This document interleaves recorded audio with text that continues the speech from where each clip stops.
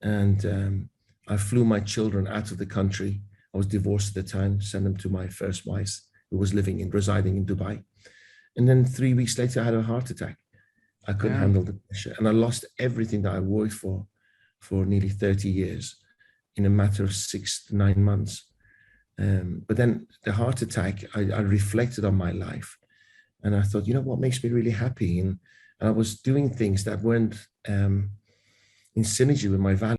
Welcome to the Gentleman Success, Happiness, and Fulfillment Talk podcast, where we bring to you the most successful, happy, fulfilled gentlemen from around the world who have been able to conquer themselves, their life, their marriage, and their businesses.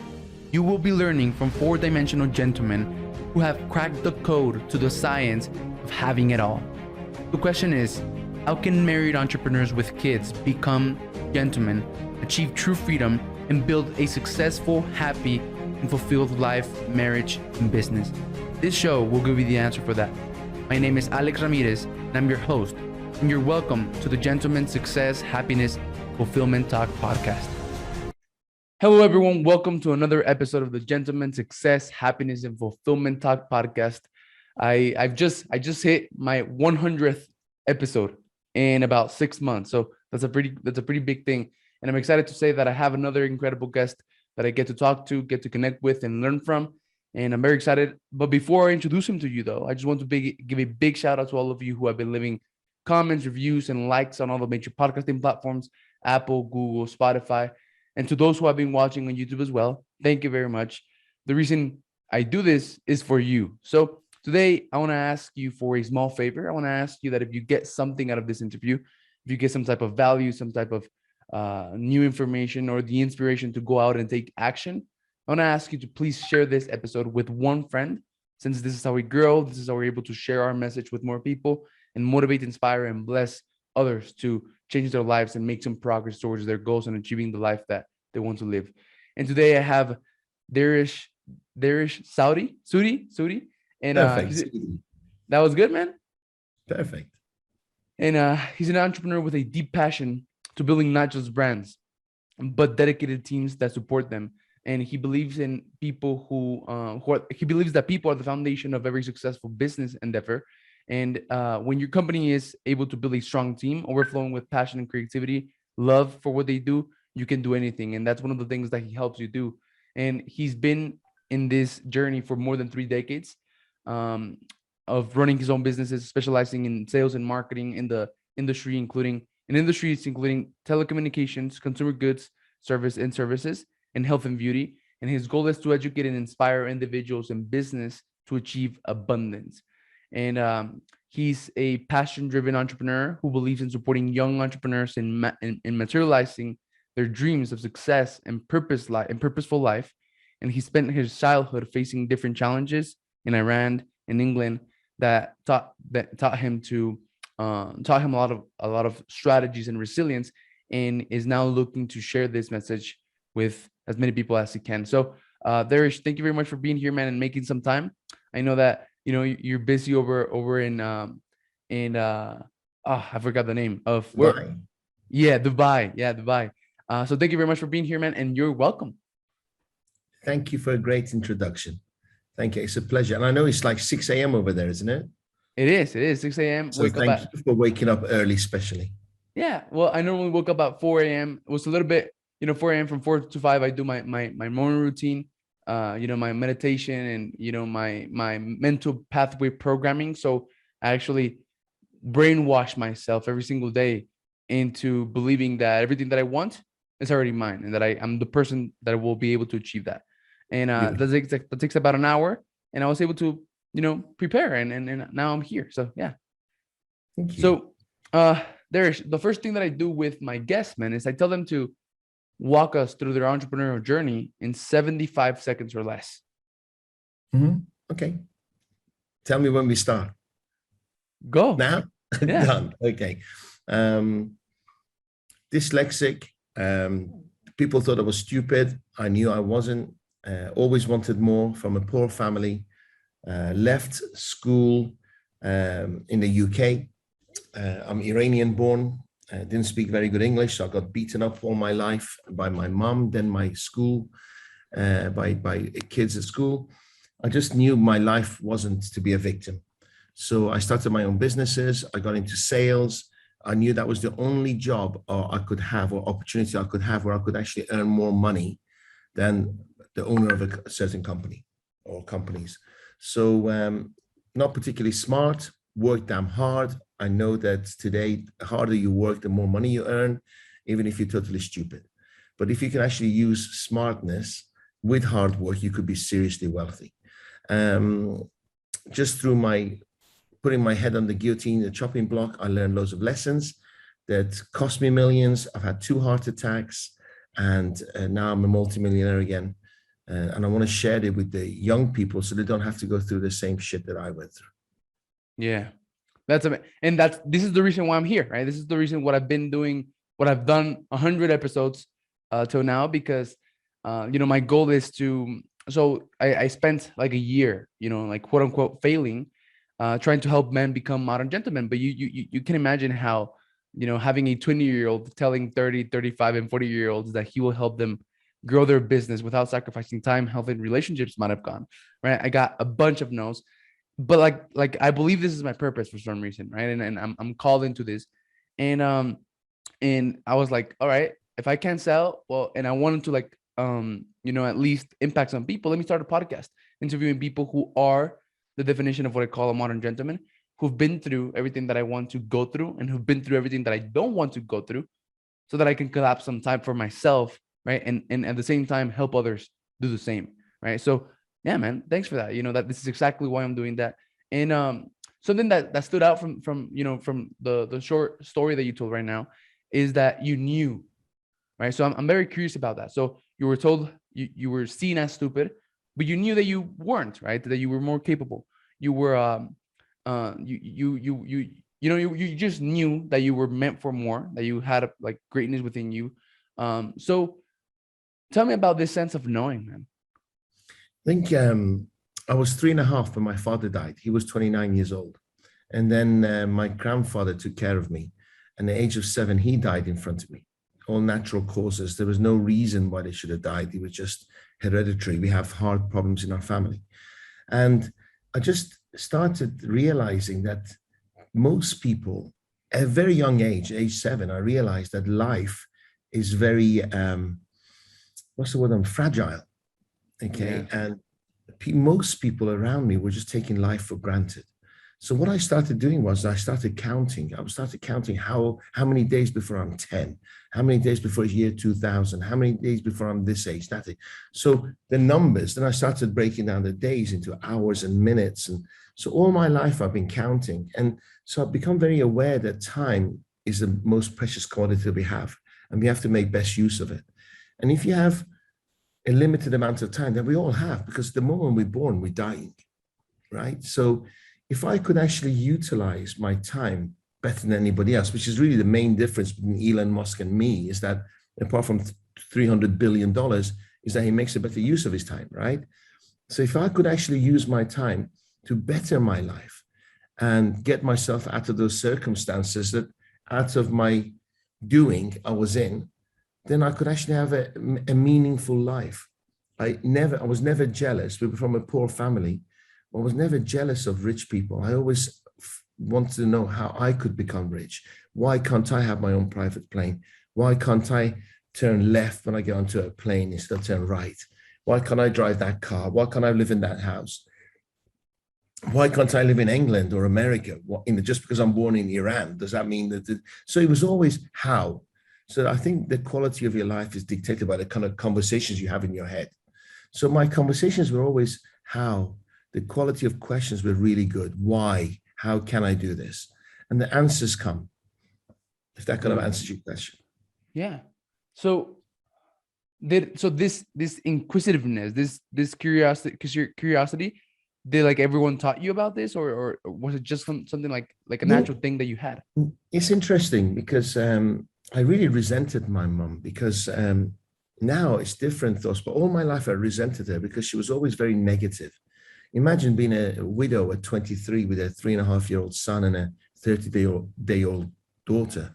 And I always resented her. I was like, why are you so pessimistic? Why are you this? And she was always very envious of other people's wealth. And I Mm-hmm. think deep down inside, I wanted to say to her, I'll get it for you. I can show you I can do that. I know your husband left you. My father left you, but I can prove to you that I'm the one who can get you to what you want in life. So I think I was just driven to work hard and provide for her. Yes, but I was very resentful. And then only about 5, 6 years ago, I was on a Tony Robbins seminar in Tenerife, Spain. And I was listening to Tony, and I realized actually she was my inspiration. Yeah. She was my inspiration. The negativity and the abuse and the physical torture that I was put through, it was actually my motivation. And the worse the story, the worse the pain, it makes my story more powerful. Mm-hmm. Does that make sense? 100%. Yeah. Yeah. So So that there's a resentment. reason why my story is so painful. There's a reason why I had to go through so much pain, so I can help as many as people as possible. So that resentment was turned into great gratitude now. Motivation, inspiration. Absolutely. So I always thought maybe it was my dad's DNA, that it was positive and optimist. And he actually wasn't, because I didn't want to be like my mom, right? I didn't want to be a pessimist. I didn't want to worry all the time. I wanted to be opposite. So she was actually my inspiration. And I don't know what my dad's DNA was. I don't know. He was never around. He died when I was 3.5. So he wasn't there to bring me up. So it was my mom.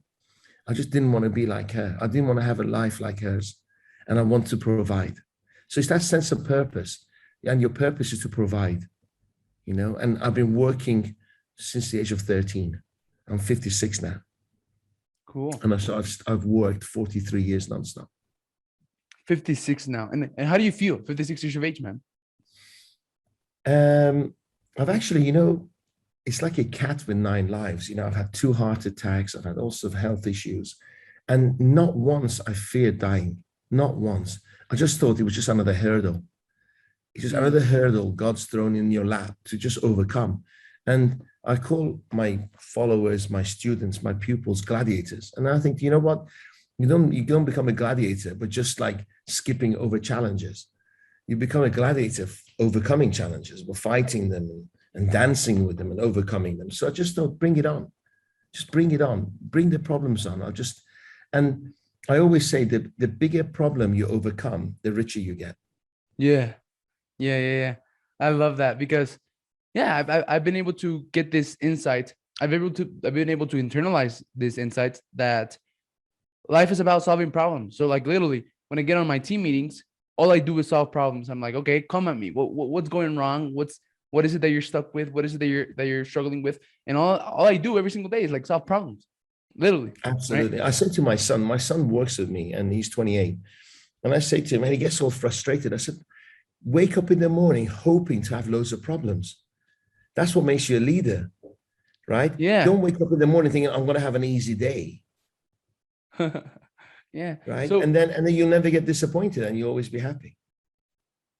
Yeah. So man, tell me a little bit about this hardship, this painful story of yours that you have to go through, because you heard my story the other day, right? And that's what drives me. Like that period of pain and like that dark hole, right? That was followed by light, and that's what gave me my light. That's what gave me my purpose. So like if I hadn't gone through everything that I went through, I wouldn't be here trying to create a world movement impacting millions of men to become modern gentlemen, right? So tell me about that painful story of yours.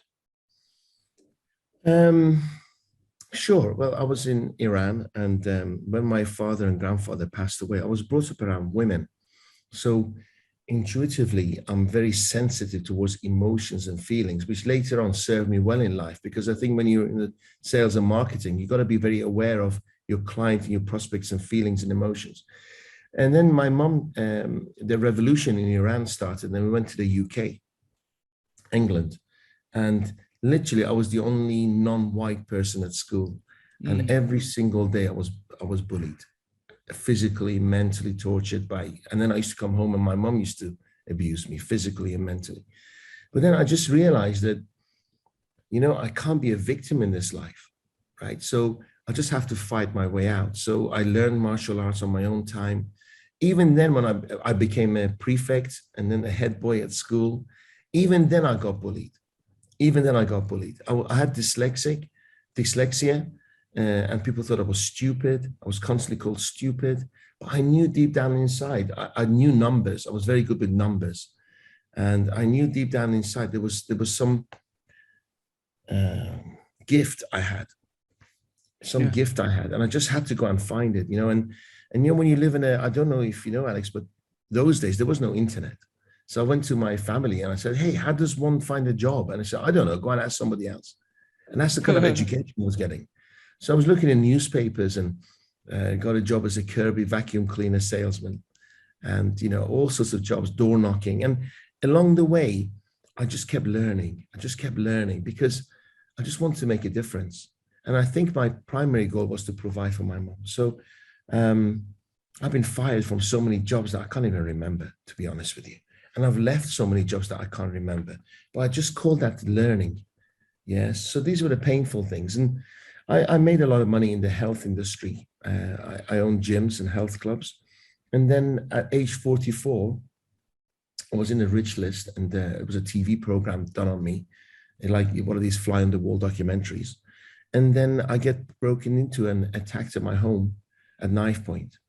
And I flew my children out of the country. I was divorced at the time, sent them to my first wife, who was residing in Dubai. And then 3 weeks later, I had a heart attack. I couldn't handle the pressure. And I lost everything that I worked for nearly 30 years in a matter of 6 to 9 months. But then the heart attack, I reflected on my life. And I thought, what makes me really happy? And I was doing things that weren't in synergy with my values. So I wrote my values down. For the first time in my life, I wrote my values down. And I decided that I wasn't going to work, employ, or get into partnership, or even have suppliers who didn't share my values. Started my life again with $750 in 2009. Came to Dubai, 3 kids, $750 in my pocket, lost a multi-million-dollar business, and then picked it up again. Now we have over 150 staff, several businesses, making a lot of money monthly. And it's just because I stuck to my values, right? So hopefully that kind of answers some of your questions. Man, so I'm curious, what does, being dyslexic, what is that like? I'm not sure. I've heard it, right? Like I've heard a lot of entrepreneurs talk about that. It's painful. When you read something, you have to. I keep reading the same sentence 4 or 5 or 6 times until it starts making sense. If I send you a WhatsApp, there are certain words that I just can't write. I don't know, like Y-O-U-R, your phone, your TV. I just can't spell it. And then what I do now automatically, I write a text message, but I don't send it. I save it. I write an email, I don't send it, I save it. And maybe 5 minutes, 10 minutes later, I review it again. And I go, oh my God, did I really write that? And then I rewrite it and I don't send it again. So 3 or 4 times I write the same message until it makes sense and I send it. And then you receive it and it's probably about 15% misspelling, misgrammar. So if I rush a text message to you, it will be like Chinese. It'll be like Mandarin. It won't make sense. The words, the letters are all mumbled up. I can't memorize how to spell certain words. Yeah. So just can't. So then you give me a spreadsheet, and within 2 minutes, I'll tell you where your strengths and weakness in your businesses are. Where your profits on a spreadsheet with numbers. Numbers. Okay. Cool. I'm very, very good with numbers. Yeah, that's amazing. So then, right, when I'm texting you on WhatsApp and stuff, and we're communicating, am I taking it for granted then that you're even replying to me? It's become normal now. If I replied really quickly, I don't know if you've noticed, there's certain spelling mistakes and grammar mistakes, and that's doing it quickly. But if I take my time and keep saving it and doing it 3, 4 times, and maybe you get it 5 minutes later, it probably will make sense. Okay. So it's just become habits of not sending something straight away. When I get excited about something and send it straight away, I read it, I'm thinking, Jesus, well, did I really write that? And they probably think I'm totally stupid. It just becomes habitual now. It's just habitual. And Now people understand dyslexia. Yeah. 40 years ago, people thought they were stupid. I mean, a lot of the most successful people on the planet got dyslexia. You know, Richard Branson's dyslexic. Albert Einstein was dyslexic. So then, you were bullied, you were made feel as if you were stupid, but you knew you had a gift, right? So tell me about Yeah. this gift of yours and how you found it. You know, the gift that's led me to today is that I started going on a personal development course when I went through my divorce. And I was, when you blame the whole world and then you Yeah. realize you're the common denominator, Mm-hmm. then instead of looking through the window, I started looking in the mirror. And then, so I went around the world and I'll go to a Tony Robbins seminar and there'll be thousands of people out there. And then at the end of the seminar, somebody will come and say, thank you for coming. And I said, who are you? And they say, well, I was in a seminar with you. I said, well, where were you? You weren't in my group. They said, no, but your energy was really positive. I just want to thank you. And then whenever I went around the world, people would say the same thing. And I realized maybe this energy thing is my gift, right? So if I can inspire others that I don't even speak to them, maybe this is a gift.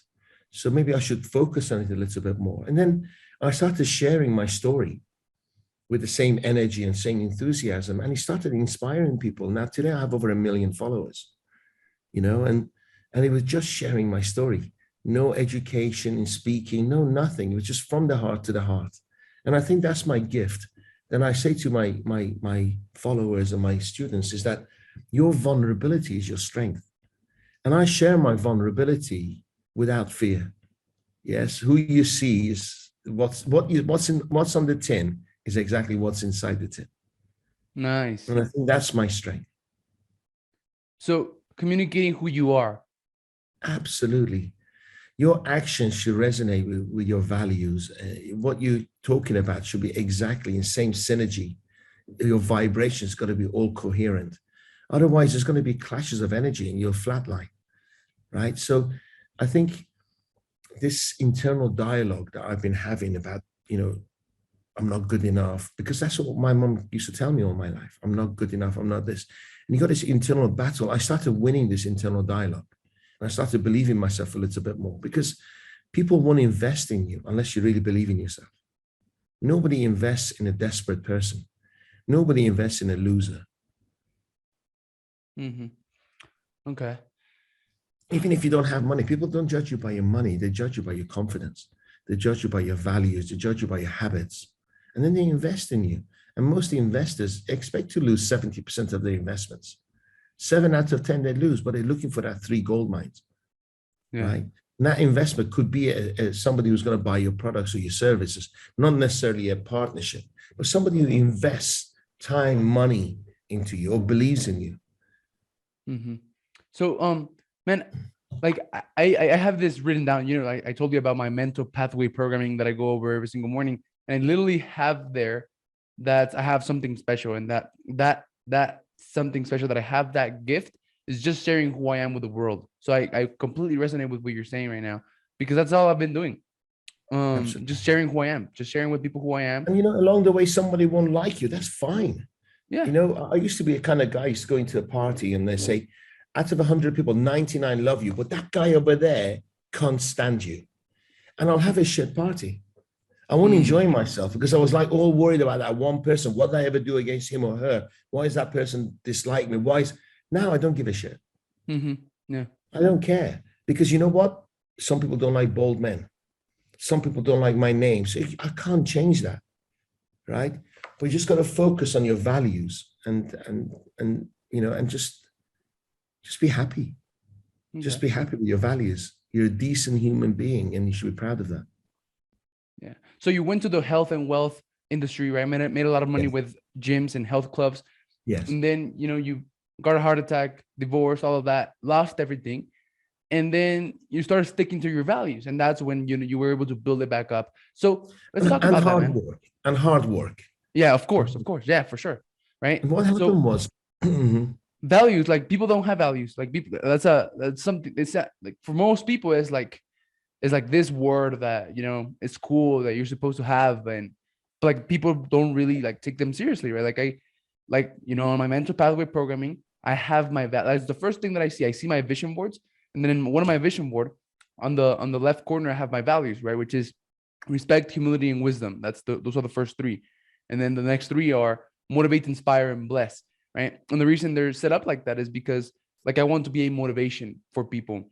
And like, and there's a lot of motivations out there. Like if you see a jacked person or if you see a rich person, you'll be motivated. You'll be motivated to want to be like them. Not But then everyone, not everyone. exactly, Well, right? Because unfortunately, if they come yeah, with, they bring you down. They're like, I'm rich and you're poor, or I'm jacked and you're fat, right? They don't inspire you, right? So the way you inspire people is by doing it with respect, humility, and love, right? That's how, if you are a motivation, if you walk the talk, if you're an example, you motivate by being an example. Then you do it from a place of love, from a place of respect and humility and wisdom. You inspire them, and then when you do that, you give them the tools and the mindsets and the skill sets to go and bless their life, to go and change their lives. And like I live by that every single day. I mean, at least I try to, and I have it in the forefront of my mind. So yeah. So let's talk about values. absolutely. Now, those are my values. Those are your values.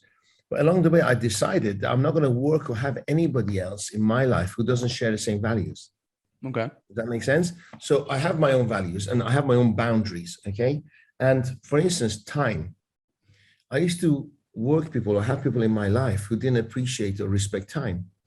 Time is my most valuable commodity. And now, even if my client's a billionaire, if they're late more than twice, I fire them.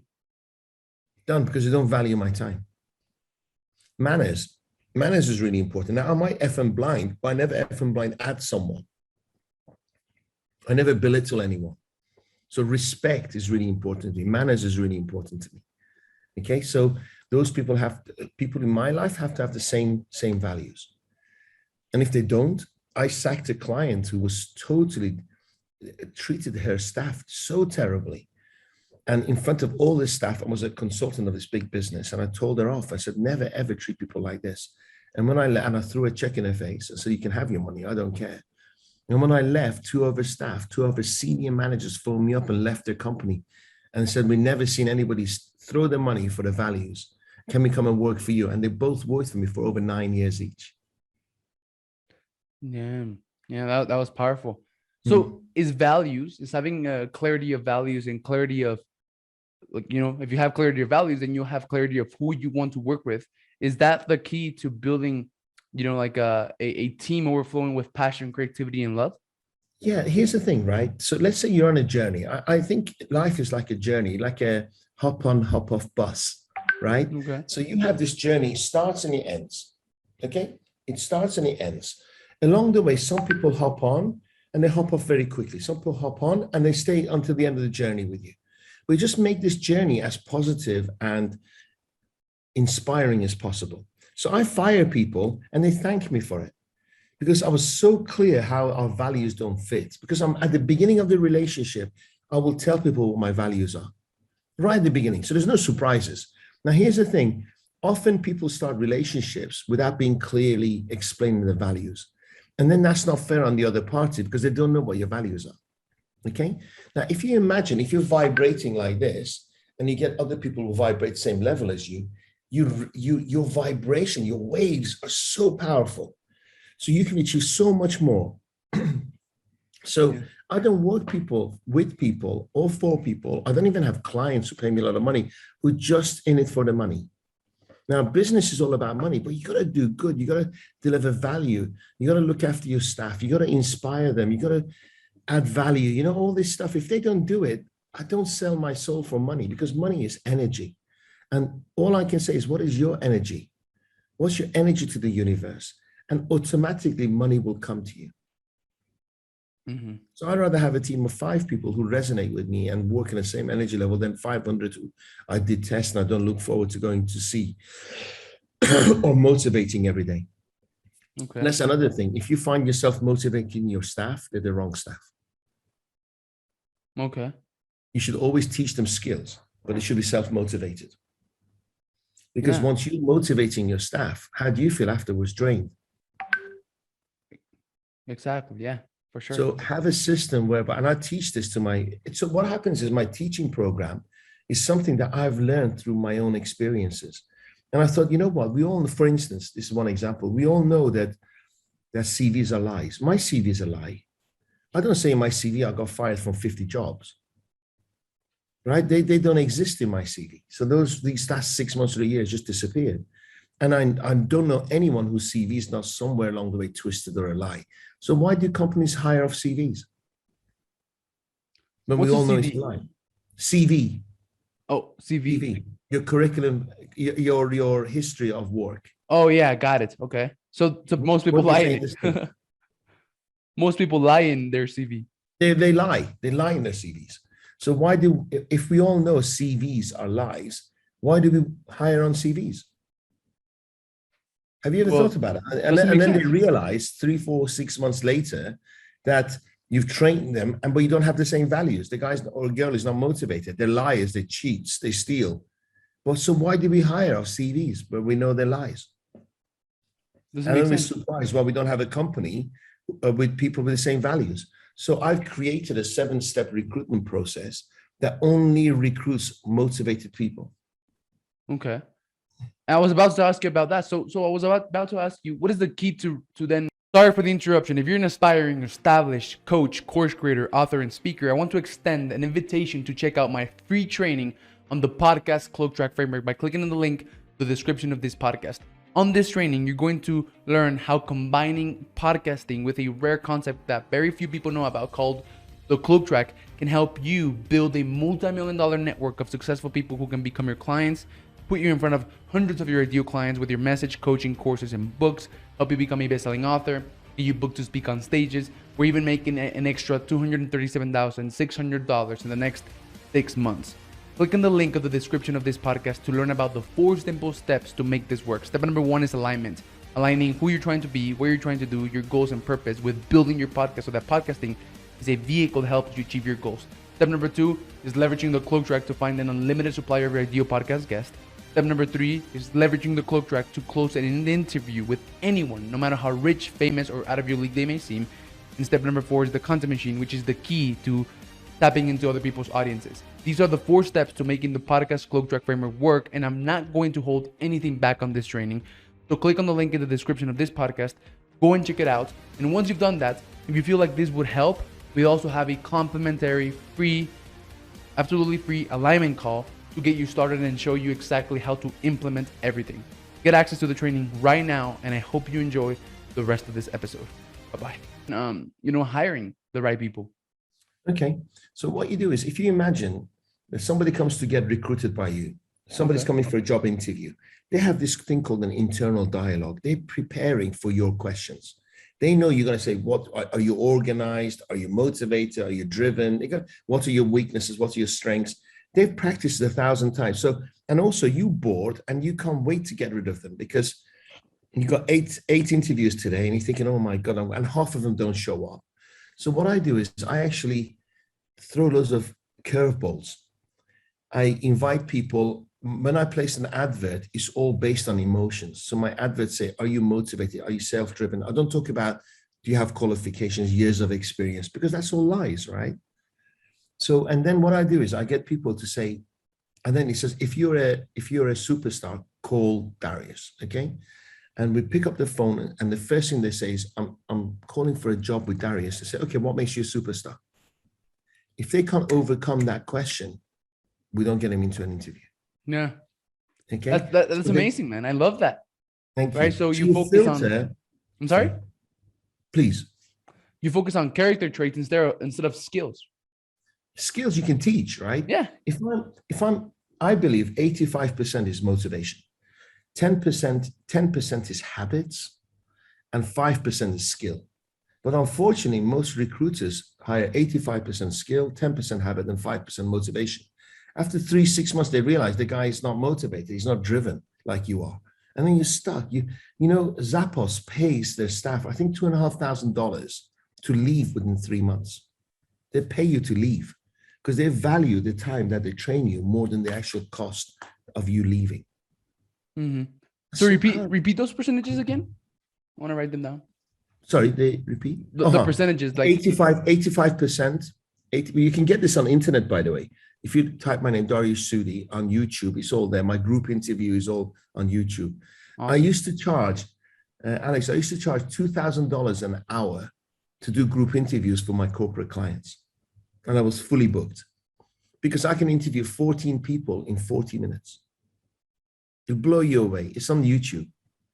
Imagine how much time you have to spend and energy and resources interviewing 14 people. Half of them don't show up anyway. Mm-hmm. Right? Yeah. So I interview 14 people in 40 minutes.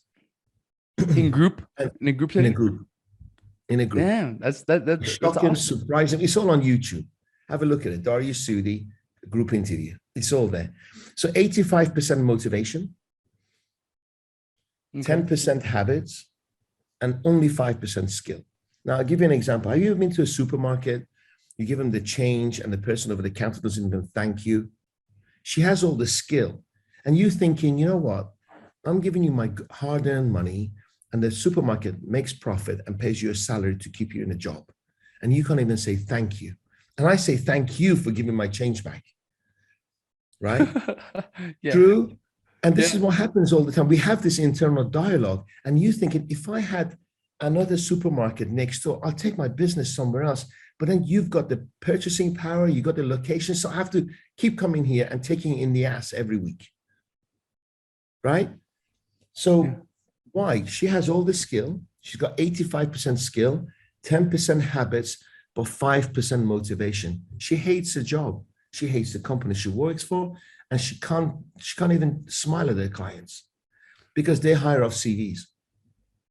Yeah. So then how do you, okay. So then I'm guessing, I'll tell you, Alex, I'll tell you who's motivated. Single moms. Single moms are motivated. Why? Because they have to feed somebody else. They have a desire to look after somebody else rather than themselves. They have a mouth to feed, right? So they are driven. They are driven. They don't have somebody to fall back on. And they want to do their best to provide for their child. Okay? That's a self-driven person. You want to talk to people who got goals like yourself, who's got them written down. They know what they want. They have goals bigger than themselves. They want to provide for their moms, their dads, their siblings, education. Those are the people you want. So in my CVs, in the interview, I might interview 80 people and only get them to the second interview, 2 of them. I might interview 80 people and only get 2 people into the second interview. Then you do background checks. Tell me about your mom and dad. Were they together? Do you have a stable family? What did you learn from it? Were they self-employed? Yes. Your hardship, what did that teach you? What were the values of your family? And then you look at CVs. I'll never, ever hire anyone without checking their references. Yeah. Because somewhere along the way, they go pass through the net and you might still get that fraudulent one, but always check references. So do you think motivation, like the key for motivation is making it not about yourself, but about others? Absolutely. Your staff have got to be motivated. Imagine you get up in the morning at 4 o'clock, you spend an hour motivating yourself. You come in the morning and 80% of your staff are miserable. You spend half an hour trying to motivate them and then you're drained. Mm-hmm. But can you imagine you come into a company that everybody's happy? Most of my clients buy from me because my receptionist and my tea boy are positive and happy people. So they're sitting in and I'm always running late by 10 minutes, get them to experience my reception area. Do you know what they're thinking? If he treats his staff well and everybody in his company is really happy, he must be a really good boss. I want to work with him. So most of the time, they already decided that they want to work with me before they meet me because of the energy and the environment in our office. Yeah. So what are the right habits a person should have, in your opinion? Motivation is discipline is like going to the gym, having your goals, punctuality. If you arrive on time, you're late. Dressing smartly. Consistency. Habits is about consistency. Because if you're inconsistent in your output, if you're inconsistent in what you give, you'll be inconsistent in what you receive. Mm-hmm. So you've got to have the right habits. They got to always carry their business cards. They got to always sit in the right seat. They got to always say the same things. You know, systemize the way to sell. They got to always be learning, always be sharing. You understand? At the same time, there are lots of bad habits. Yes, always talking, never listening. These are bad habits. So they got to have the right habits. And then to change a habit is repetition. Often what companies do, they go, oh, I've got a shitty staff. I've got to change the, and they implement a new training program. And the immediate thought of an employee is that, oh God, here we go. The bosses have come with a new program. I'll just resist a little bit. And then the boss quits. And then 3 months later, he comes with a new training program. So what I say to my staff and my clients is that teach people small amounts, but teach them over 6 times the same program, because it's through repetition training, new habits are formed. Okay. Too many companies train once or twice and then they give up and say, oh, I just don't have the right staff. Idiots. I just have to get new ones. And then the staff are thinking, here we go. He comes up with another idea, tries it a couple of times. We resist. He'll come up with a new one. And we just go through this circle over and over again. But what I say to my clients is habits are very difficult to change. And you have to bring new habits over 6 training sessions. Every new habit, 6 training sessions. So already as an owner, you should say, right, okay, it's going to take 6 times. And then the staff realize that they can't push back enough for you to change. You're serious. You understand? You think, oh, he didn't quit after twice. He's doing it 4, 5, 6 times. Then they start dancing with you. They start moving your energy, same as you, right skills, same as you, same habits as you. Because at the end of the day, I know you want to be a billionaire. You'll never be a billionaire unless you have a group of people helping you to get there. And the only way you can do that if they're not sapping your energy. All right. So, man, you've alluded to this, right? To this, you give this positive energy to energy, money being energy, vibration, frequency. You've alluded to all of this. And I'm very intrigued. I'm very interested about this because I came across an insight the other day that if someone, takes the time to understand the unseen, the metaphysical, like they'll make 10 years of progress in the physical world, right? So I've been diving a little bit deeper into trying to understand the metaphysical, right? Like energy, vibration, frequency, trying to connect myself to God, to that little voice inside of me, trying to really get in tune with who I am. And you've been alluding to this topic, right? Energy, vibration, frequency, and all of that. So let's see. What is it that I need to know when it comes to that? I have a feeling that you know quite a bit, quite about. What you got for you is age. Okay, you're far more successful at your young age than I ever was. Okay, at the same time, that can be a downfall because emotional intelligence comes through experience. So impatience comes through youth. Okay, so patiently keep learning. Learn from people who've had 2 heart attacks. Learn from people who've lost hundreds of millions of dollars. Yes, and don't go through your own experience of losing money and health issues. They're willing to learn. They're willing to absolutely be humble, because there's nothing like shit that humbles you. Okay. I worry about I have 4 children, 1 from my first marriage, 2 from my first marriage, 2 from my second. There's a big age difference. My first 2 saw me going through trouble. Okay. And they're very successful business people. My second children, my 3rd and 4th, always seen a rich dad. Okay. And I worry about their future because they don't know what hardship is. Yeah. Okay. So hardship strengthens you, and this soon shall pass. No matter where you are in life, good or bad, this soon shall pass. So I would say dance with life. Don't fight life. There you go. Yeah.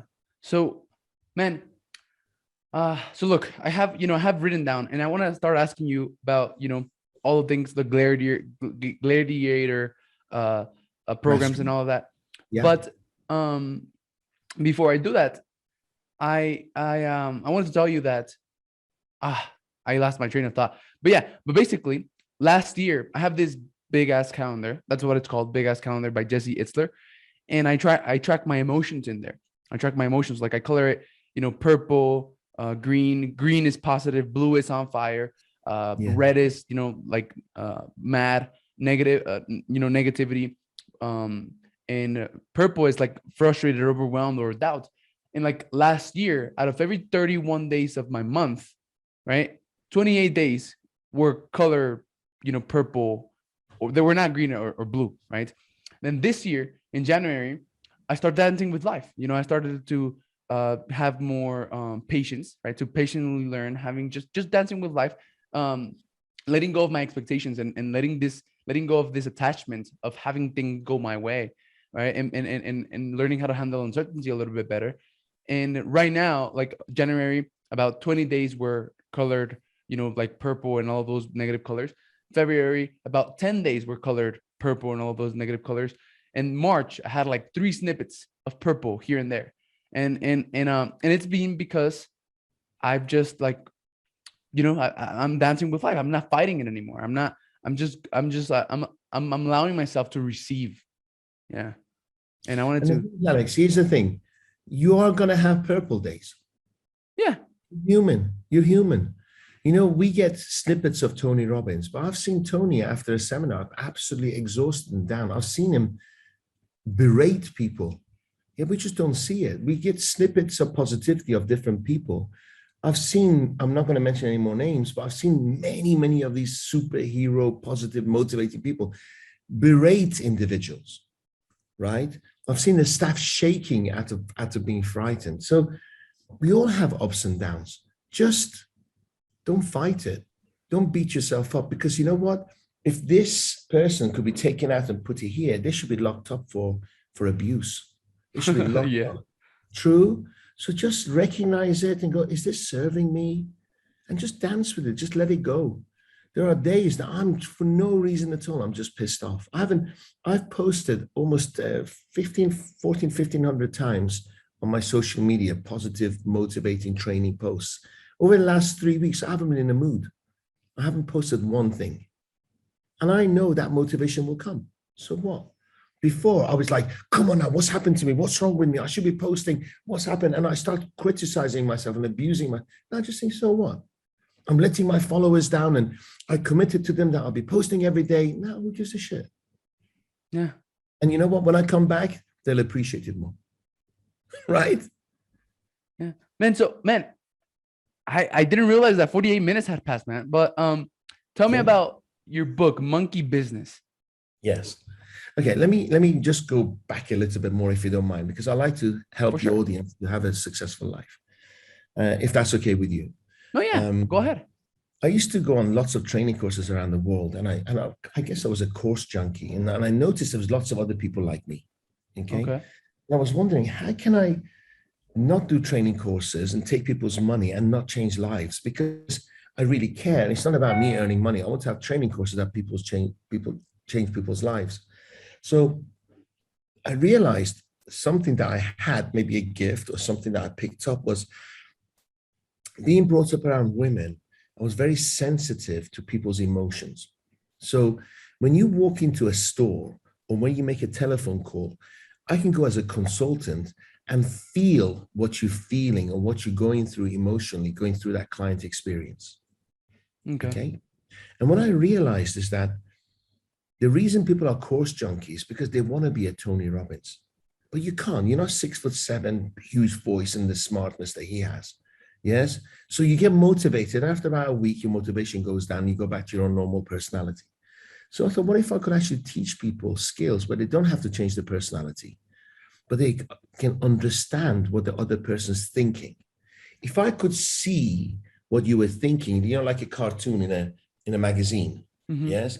If I could read what you were thinking, how powerful that will make me. Extremely powerful. So exactly. So if I can read it and I can preempt it before you say it or you're thinking it, because buyers or people you do business with never share you the truth because they don't want to hurt your feelings. So they all say, send me some information. I'll call you back. I'll think about it. This is not the right time. You understand? And the reason they always say that, because they have reasons, like somebody's burned them before, somebody's taken their money and run. They don't want to be humiliated. They don't want to have bad news in their lives, right? So what I say is that when you're going into business, get the top 5 reasons why people refuse you. Okay? Top 5 reasons. And then when you're doing your presentation, you're talking to them, bring them up front. Because when you're bringing them up front, the prospect thinks, he gets me. I like him. He resonates with my fears. I haven't even shared it with him yet. Does that make sense? Yeah. Everybody tries to paint a beautiful picture. If you buy my products, the world's going to be amazing. But then the prospect's thinking, no, because somebody said that to me before. They're going to judge you by their past experience, but they're not going to tell you, right? So if you can look at the negatives and the rejections that you've had and bring it up front to someone, like something like, you probably think this is really expensive. And I don't blame you. 7 out of my 10 clients said exactly the same thing, right? Right before buying, yeah. Right before buying. And they're all like, that's what I was thinking. How does he know that? You may be thinking it's not even a good time. You may be thinking it's the wrong industry and it doesn't resonate with you. You may even think this, and they're all like, how the fuck does he know what I'm thinking? I like him. And the first rule of sales is that people buy from you if they like and trust you. Right? So most salespeople, more business owners, they're thinking, I hope he doesn't mention the price. I hope he doesn't tell me this is not a good time. I hope he doesn't tell me Corona. Yes? But if you want to dance with people, you bring it up front.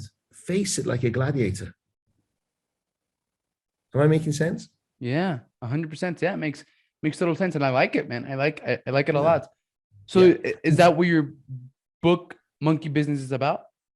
It is. It's all about simplifying things that make sense, right? So when I just explained to you, like, yeah, I get it. It makes sense. So if I can teach you how to do that, your sales will quadruple. If I can teach you in a very simplistic way, something that you're aware of, but you're not sensitive to recognize it and deal anything with it, on how to recruit people and save you weeks of recruitment and months of training, somebody who's not motivated, who's always constantly thinking about leaving, how much would that save you? How to hunt for customers who are going to love you from hello. How to walk into a room where people, have you ever walked into a room where you've been in a party, somebody walks in and they own the room. And there's something about them that makes them own the room. You can do that. Just learning little skills. And it makes you a very, very powerful being. And at the end of the day, you're still going to get more rejections than yeses because it's hard work that gets you to where you want to be, right? So if you're selling, let's say 2 out of 10 sales, I'll get you to sell 4 out of 10. Still 6 people will reject you. Yeah. An optimist will say, wow, he doubled my sales. A pessimist will say, well, 6 people still didn't buy. Somebody sees a glass half empty no matter what. And an optimist sees the glass flowing, overflowing with opportunity, not just half full. So there you have your own podcast, is it right? Yeah, Gladiator Mastery. Yeah. Is that, do you interview people or? Yeah, I want to interview you. Oh, thanks, man. I want to interview. I've had great people, and we're between moving offices, so I'm actually building a pod now. And again, as you know, middle of September, I'm going to start using your services. When this pod is made, I'm going to start doing my interviews again. Actually, I think after Robin Sharma, mine was second of all the podcasts into business speakers and stuff on Spotify. So that did really, really well. I got interviewed by the real Brad Lee, and I shared my life stories, and we got over 5 million views, which is one of the highest he's ever had.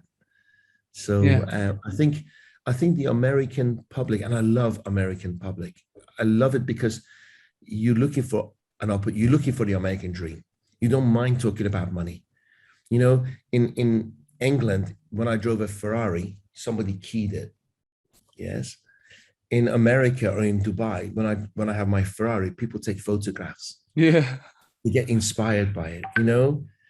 And I love that. I love about America. And also over 90% of the world's money all on personal development is spent in the US. Yeah, that's crazy, man. So let me ask about so what is gladiator? Can you help me Gladiator with mastery. Yeah, Gladiator. gladiator. All right, gladiator. All right, gladiator. So what is gladiator mastery program all about? Okay. That's how your podcast is called. Yeah, that's how your programs are called. it is. Right? It is. I think as generations go, I fear for our generation because we've become very soft. Just look back about 30 years ago when I was dating. Okay. I had to put my clothes on, walk to or take a taxi to a club or a bar and had to approach someone, and I got rejected and I have to approach the next person. And then what you do now, you download an app, you go to the left and you go to the right. You're sitting with someone who's already got 5 more dates booked for the next week. So if it doesn't work, they're not bothered, and when you make effort for something, you appreciate it more. And I think now that it's same in business, right? So people are going, knocking on a door, they don't train, they pick up the phone, make the call, screw up an opportunity, and they just shrug off the shoulder and move on. And in the old days, and I think we both, gladiators were slaves, of some kind. They were either captured in war or were just born as slaves. And you had to fight your way and entertain more and more people to fight your way to freedom. So the more fights you won and the more you please the crowd, you win your way to freedom. And I think it's the same. If you can move most people these days, you fight your way to freedom, you become wealthy and rich. Yes. Now the difference is, if you lost a battle in an arena, you die. Here, you're dying fucking slowly. Every fucking day you're dying. I'd rather have that death than this one. Man, so really? What I'm doing, so what I'm doing now, I'm training modern day gladiators. Get your fucking defenses right. Get your strategy right. Be ready for battle, because when you go in that arena called life, you're going to get chopped off and you're going to get battered. And every single day, you're going to lose motivation. And the world expects you to pick yourself up every day, dust yourself down, go out there and get knocked again. So I teach people an accelerated way of making money and having abundance in their lives. Okay, so be prepared. Have a strategy that works based on your personality, not Tony Robbins, not another guru, based on your own personality that's taken you 30 years to shape it. One training session is not going to change your personality. Mm-hmm.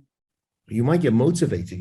I owe my life to Tony Robbins. I got so much motivation and the path of personal development. Yes. So you always need gurus. Yes. But you need the skills based on your personality to win those battles.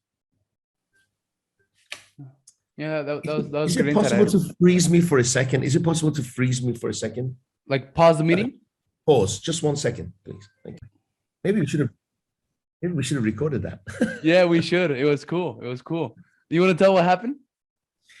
Well, no, you tell him what happened. Yeah, so what happened was, if I tell it, it's like I'm showing off. Yeah.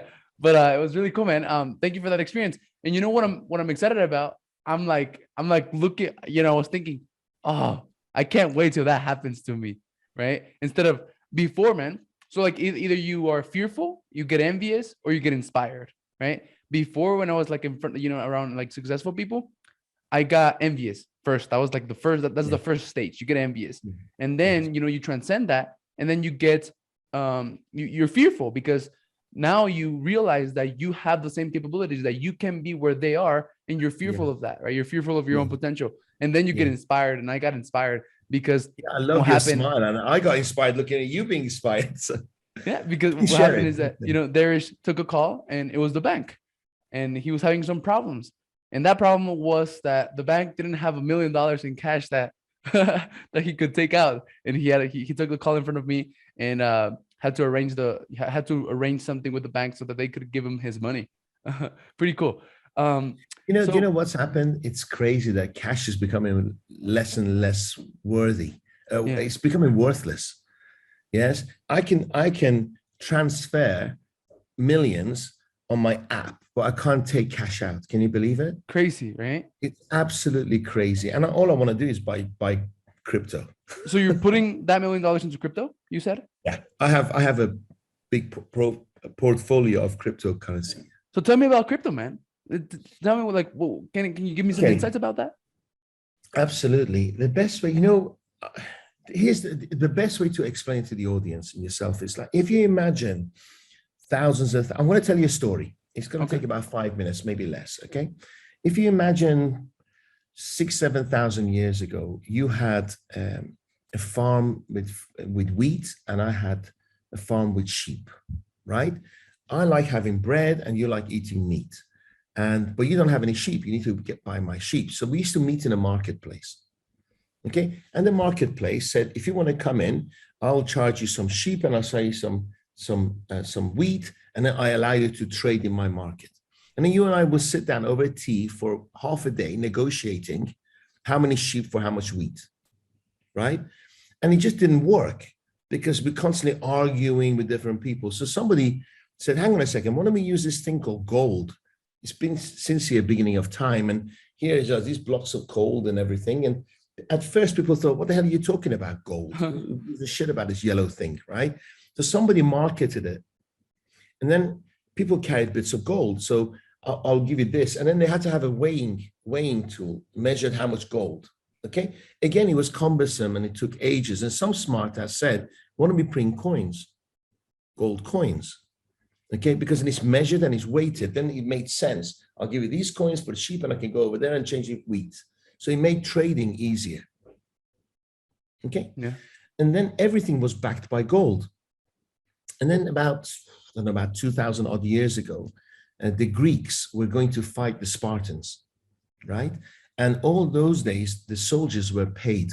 They paid soldiers, and they paid them in gold coins. So the Greeks thought, we'll go and fight the Spartans, we'll win it in 3 months, and we'll come back. So they paid a bunch of gold to these soldiers, but the war went on for 10 years. And Greece, Athens, ran out of gold. And they had this fear that the soldiers will give up. Okay. So what they did was they got some, I think, nickel or something like this, and they mixed it with gold. So it became a funny color. Yes. And they sent it to the soldiers. They said, this is replacing your gold coins. And the soldiers said, what the fuck? I want gold. It's not even gold. He said, no, the government will back it. Okay. So we will back it. When you come back to Athens, you can have the same value of gold coins, and you can trade with sheep and wheat. Okay. That's where coinage came in. Yeah. You understand? And that's what it's called the nickel. Okay. Okay. All right. Yeah. In the Greek times. Okay. Because they diluted the gold with the different metals. So bring it forward to, so every time something changed, there was resistance. Okay. Now we bring it forward to, you had a president called Nixon. You know that? Mm-hmm. And during the First and Second World War, the US paid the Europeans in lots of goods and commodities. And the Europeans had to pay the US in gold. Okay. And then when the war finished, then they had to pay it back. There was not enough gold to back it up. So they actually printed money. Okay. And then it came to the Nixon times in the 70s, and there was not enough gold to back up the cash. Right. So the paper was, because on your dollar note, it says, I owe you. Yeah. So if you physically take this, you should take it to the bank. They pay you back in gold. They should. Mm-hmm. But if everybody went to the bank and said, I want my money in gold, there's not enough gold to cover the money. Mm-hmm. Yeah. Okay. So what happened was Nixon detached the dollar against the gold. It detached it. So it was worthless. Suddenly the paper became worthless, right? But he had to put some value. So he said, he went to Saudi Arabia, and they said, for every single barrel of oil, which is the number one commodity traded on the planet, you have to pay for it in dollars. So suddenly dollar had value again. You understand? Yeah.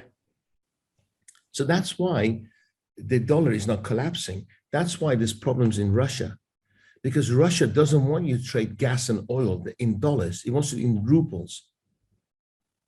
You understand? Mm-hmm. And America doesn't want people to trade it in euros and rubles, because it will lose. Dollar will go to zero, because you guys in America are printing so much money that you can't even cope. Now, like for instance, due to the corona, you had this billions and trillions of dollars of investment. Yes. It was only zeros on a computer.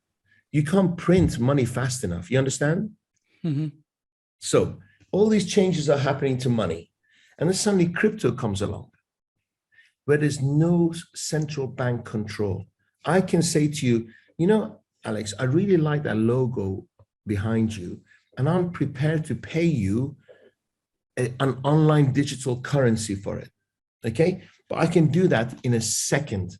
We don't have to go to an exchange who holds onto your money, charges you the difference, and pays you whatever they feel like it. Mm-hmm. So suddenly I can do, it's called blockchain technology. Okay. Yeah. I can trade energy, anything that I want, if there's value to it, with my currency. So it's the correct way of exchange that really the paper money is shit. Yes, this is the correct way of exchanging energy and goods, because I'm paying you the true value of your expertise, your art, your commodity, everything. Yes. And then these big banks who, you know what banks are? Their banks are ledgers. They take your money, give you 1-2% return, they lend it out at 30-40% a year. That's why they're all rich. They all have the best buildings in town and everything else, because they're ledgers, they're bookkeepers. Now, what happens is with blockchain technology, the coding does the ledging. So that's why it's called mining. So you have servers for every transaction. Somebody has to authenticate it. And that's when you're mining coins. So I go, yeah, that transaction happened. That transaction happened. Yes, I ledge it, I stamp approval, and then you mine a coin. You understand? That was very insightful, man. Thanks for that explanation about crypto. So we think then crypto I hope I didn't confuse you.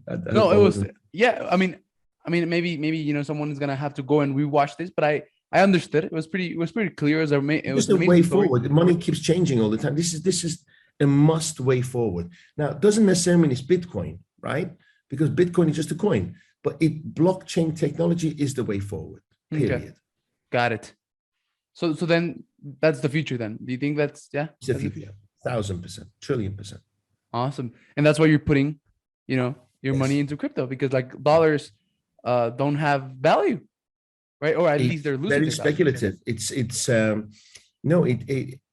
Tomorrow the oil is not linked to dollar. Dollar will collapse. You know why? I'm not sure, but I think every US household has got a debt of $30,000 per head. Mm-hmm. You're born in debt, and debt is not good. So man, so what would happen if you're in debt, and then the dollar collapse? Yeah, absolutely. Because you keep borrowing to buy goods. It's a false system. Imagine you keep buying something when you can't afford it. Mm-hmm. Yeah. If you keep buying something you can't afford, and that's what the government's doing. I think if you actually look, you're actually paying millions and billions a day, just interest payments. And it's not a good health. Imagine running a small business like that. How long is that going to last?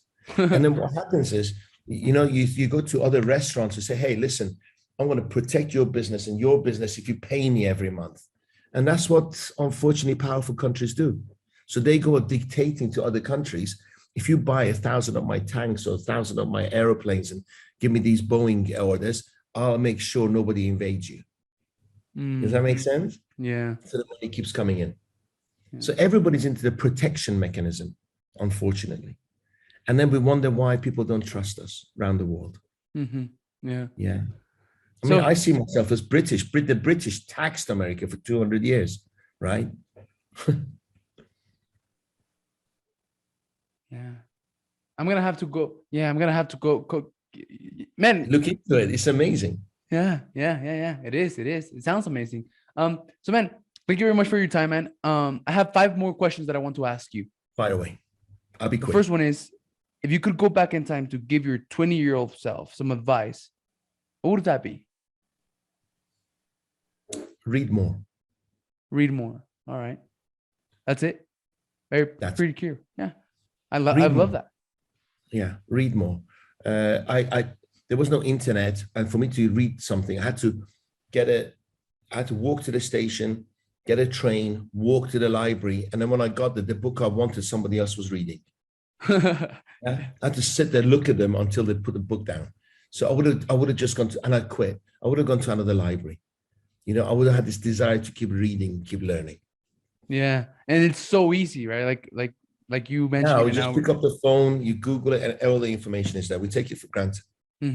Yeah, so that's an amazing insight. And actually, I don't know who said, I think Will Smith said it, but the two keys for life is reading and doing hard stuff like taking cold showers, working out, Yes. eating well. Yes. It's crazy that that's hard, right? But yeah, that's the key to life. Growth comes pushing yourself. Exactly, right? And then when you do things that are hard, this voice comes in your head, and the more you do hard things, the more you are able to master that voice. It's a And then when sense you of read, accomplishment. mhm, Yes. and It's then a when you sense of read, accomplishment. yeah, for sure. And then when you read, like there's no problem that you have that hasn't already been solved. And the way that you can find the solutions to those problems is by reading. So yeah, I And love can that. you imagine you read 10 other people's problem who are bigger than yours? You suddenly don't feel so bad anymore. Exactly. Yeah. Awesome. So the second question is around mindset. So what is a mindset shift that you've had that you can share with us that you think has contributed to the success that you have right now?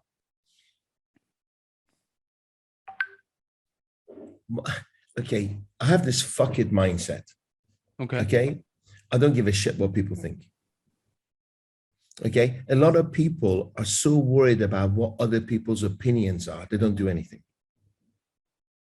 I had this do it, fuck it, see how it goes. Yes, who are you? I don't admire you, I don't respect you. So you tell me how should my life. So fuck it, I'll do it. Mm-hmm.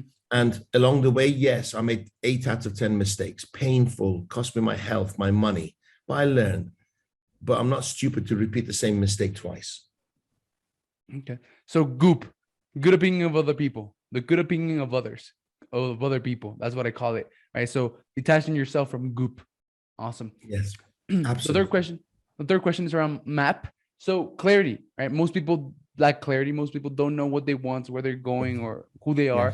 So do yes. you have any advice for people who lack clarity or want more clarity for their Yeah, life? absolutely. Believe in magic. Believe in miracles. All right. Miracles happen every day. Just invite them in your life. Write down, visualize where you want to be. And it's incredible. I'll give you an example. We just moved offices, the most beautiful offices overlooking the water and everything else, but it's not somewhere where I want to be. It's somewhere where my son wants to be. I want to be in a warehouse, a creative area where I've got graffiti on the walls and stuff like this, right? And so I wanted to appease my son. We spent a fortune. We're doing this beautiful offices up, which we're ready in September. And then I keep thinking, I do events and I can't do an event in that office. I want to do an event in this warehouse. And I kept looking at asking. And suddenly I see an advert for a gym.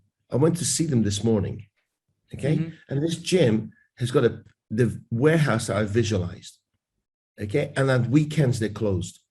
And we just done a deal. The guy, as we were speaking, I just WhatsApped me and says, we're in. And I can have that warehouse for every event that I do every weekend I want to use it.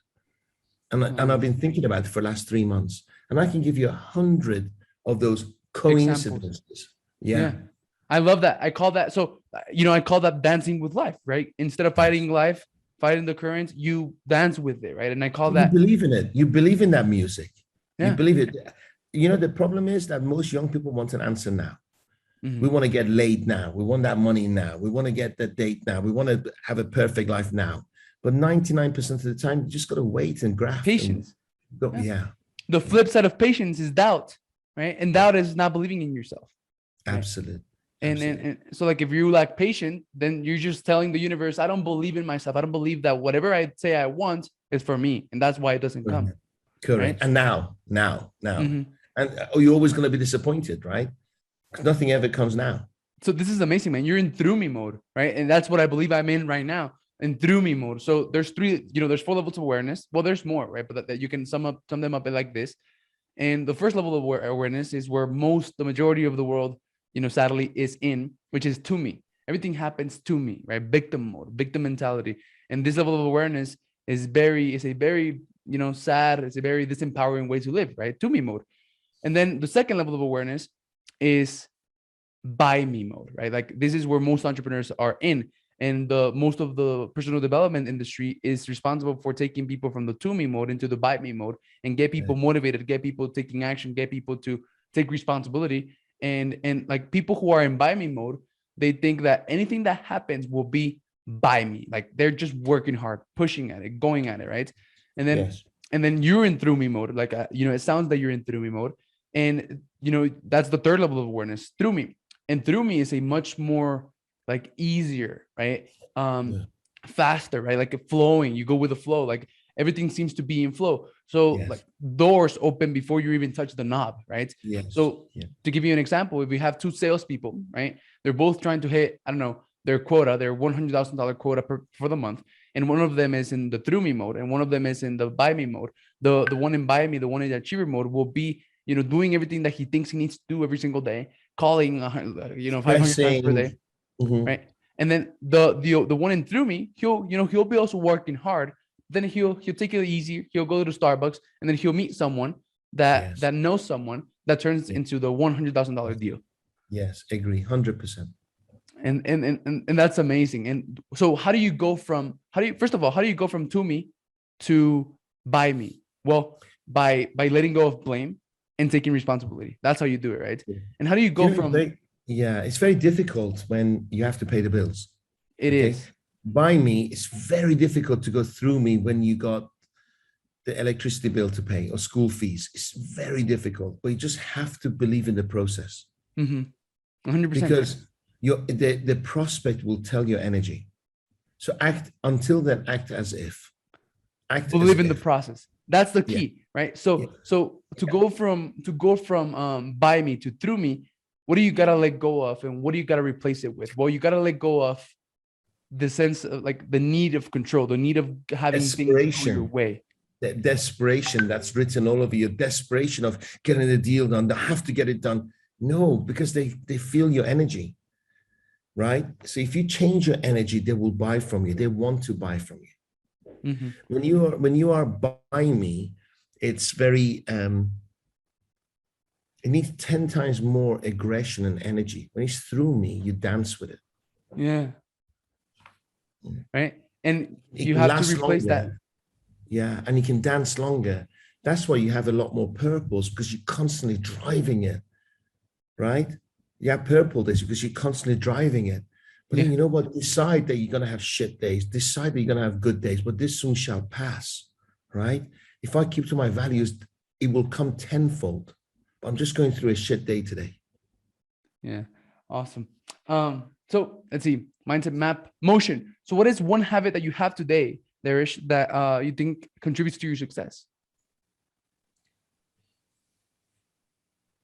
The desire to have the best. I want to have the best in everything. I like 5-star toilets. I like my 5-star hotels. I like my 5-star travel. I have standards. Okay. And even when I had nothing, I lived in the best neighborhood. Right? Because when in the best neighborhood, you're going to meet rich people. But I lived in a maid's room. But I was in the best neighborhood. You understand? Yeah. So best everything. I have the best clothes, best watches, best cars, best everything. And anything below. The other day, my wife will kill me for this. She was talking to her mom and I was listening. And she turned around and says, you know what, Dariush is so difficult to go on holiday with, because if he doesn't get his high standards, for 2 or 3 days, he's miserable. And her mother turned around and said, so you mean your husband wants the best for you? And I went, wow, thank you for that, right? Because I just want the best for my family, best everything. And I won't settle for anything less. Yeah. Awesome. So standards, right? Standards. You don't rise to your biggest. How does that go? How does that? I don't compromise. Okay. I don't compromise my standards. Awesome. And the last question is around measuring and tracking. What do you think about measuring and tracking? Absolutely. Constantly change your goals. Believe in miracles and constantly change your goal.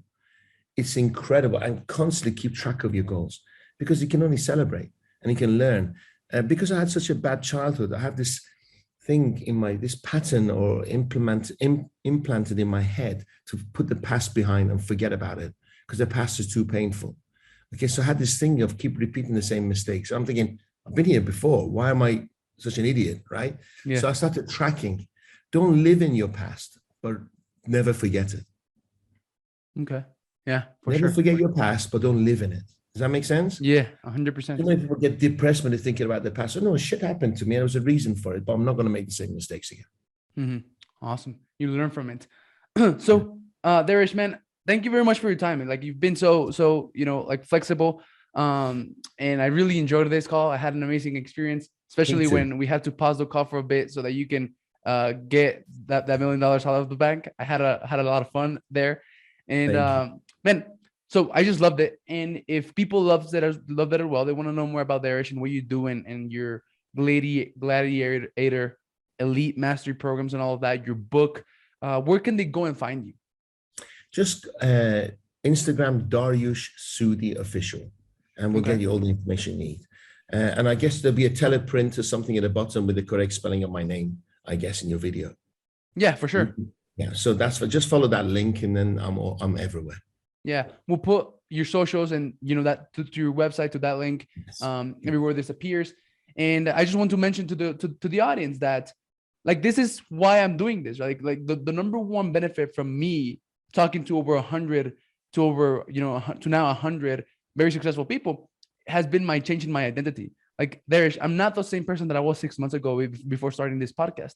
That's been the main like benefit, right? Apart from the money and like literally achieving things that I thought I was going to be achieving 10 years from now this year. Apart from that, it's been my change in my identity, my change in self. Now, like, I believe in myself, right? Like, for some reason, from having all these conversations, I believe in myself. And like, if you want to start a podcast interviewing successful people, do it. I just want to say that. Alex, happiness and confidence is a choice. So this morning you might have, it's a choice. You have a choice to make. You woke up at 4 this morning. It was a choice. You chose to 6 o'clock in the morning. If for my convenience, organize this podcast. Most people choose the wrong decision, the wrong actions. What makes you successful, and the fact that I get approached 10 times a day. Why out of those hundreds of people I decide to speak with you? Because it's your friggin' energy. It's because it's your friggin' energy. Yeah, you're outstanding, my friend. You're outstanding. Thank you, man. I really appreciate that comment. And I look forward to doing business with you, and we'll do a podcast where I interview you come September. Awesome. I'm excited for that, man. So have an awesome rest of your day. It's already like 7 p.m. where you're located at. So have an amazing night, and God bless you. And I'll talk to you soon. God bless you. I salute you, Gladiator. Bye-bye, man. Thank you. Bye. Thank you for watching the Gentleman's Success, Happiness, and Fulfillment Talk podcast. If you enjoyed this episode, share it with one friend, leave us a comment, and let us know. 99% of people never leave a review or comment, but we love and are very thankful with the 1% of you who do. If there's something or someone you want to see on this podcast, send me a message on Instagram at Alex_Ramirez1020 and let me know. As a thank you for that, I have an amazing surprise for each and every one of you who does take the time to leave us a comment or review on YouTube or one of the major podcasting platforms